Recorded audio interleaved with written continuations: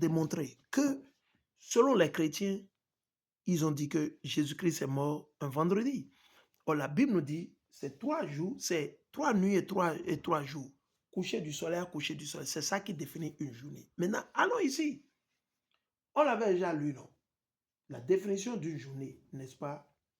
3 jours et 3 nuits, n'est-ce pas? Ok.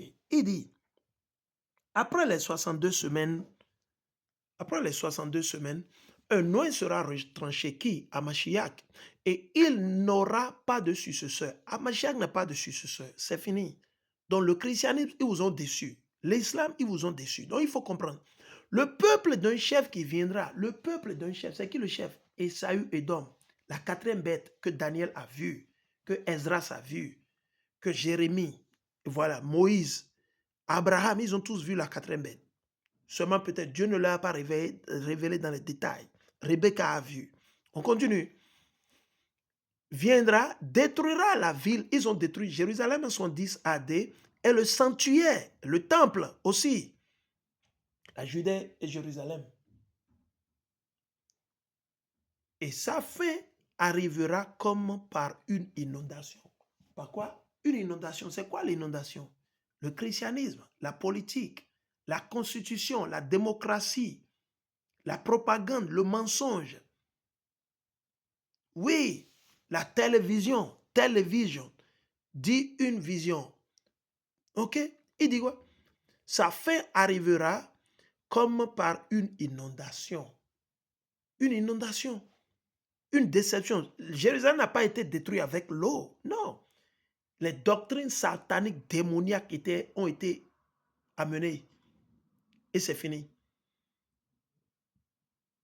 Pas une inondation. Il est arrêté que les dévastations dureront jusqu'au thème de la guerre. Vous suivez? Les dévastations vont durer jusqu'au thème de la guerre. Vous voyez, non? Il fera une solide alliance avec plusieurs pour une semaine. Qui? Amashiach. Amashiach fera une solide alliance avec plusieurs pour une semaine. C'était quand, quelques jours avant sa mort, où il était tout le temps en communion, en prière avec les élus, avec ses disciples. On continue.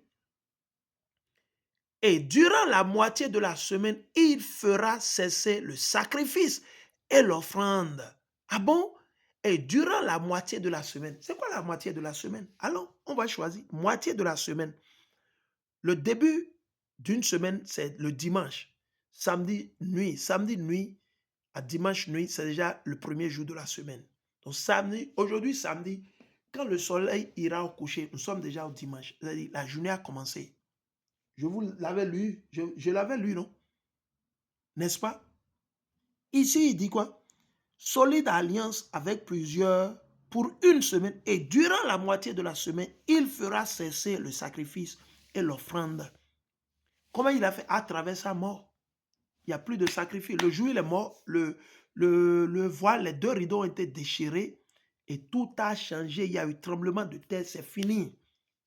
Donc il est mort quand la moitié de la semaine. C'est quoi la moitié de la semaine? On considère dimanche, lundi, mardi, mercredi, jeudi, vendredi, samedi. Ça fait 7 jours.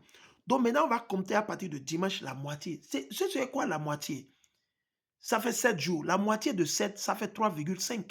Ou bien, parce que 3 plus 3, ça fait 6. N'est-ce pas? Et 0,5 plus 0,5, ça fait 1. 1 plus 6, ça fait 7. Donc, ce que nous allons faire, on va compter au moins jusqu'à la moitié et on va voir quel jour. Allons-y. Donc, on considère dimanche le premier jour. Dimanche 1, mardi 2, mercredi, non, dimanche 1, lundi 2, mardi 3 et mercredi 4. Mercredi, ça fait exactement moitié, soit on peut dire le troisième. Maintenant, il est ressuscité quand? Le premier jour de la semaine. Il est ressuscité le premier jour de la semaine, n'est-ce pas? C'est ça que nous avons lu, c'est ça que nous lisons dans les Saintes Écritures. OK? Le premier jour de la semaine. Allons. dans, on peut aller dans Matthieu. Allons dans Matthieu. OK. OK. Allons-y.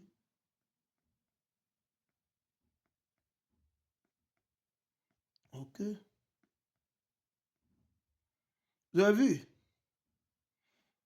Il dit, ordonne donc que le sépulcre, OK, que le sépulcre soit gardé jusqu'au troisième jour. Jusqu'au troisième jour. Vous avez vu? Jusqu'au troisième jour. Il vient pour que tout le monde ordonne donc que le sépulcre, sa tombe, soit gardé jusqu'au troisième jour. Troisième jour. Afin que ses disciples ne viennent pas dérober le corps et dire au peuple, il est ressuscité des morts. OK? Donc, allons vers le chapitre suivant. OK? Qui est le dernier chapitre. OK? Il dit, après le sabbat, OK? Après le sabbat, c'est-à-dire le dimanche, très tôt le matin, à l'aube du premier jour de la semaine, à l'aube du premier jour de la semaine, c'est dimanche matin très tôt, même pas encore matin, à l'aube, c'est-à-dire aussitôt que le sabbat était terminé, Marie de Magdala et l'autre Marie allaient voir le sépulcre. Et voici, il y eut un grand tremblement de terre, car un ange du Seigneur descendu du ciel, OK, vint rouler la pierre et s'assit dessus. Son aspect était comme l'éclair et son vêtement blanc comme la neige. Les gardes tremblèrent de peur et devinrent comme morts.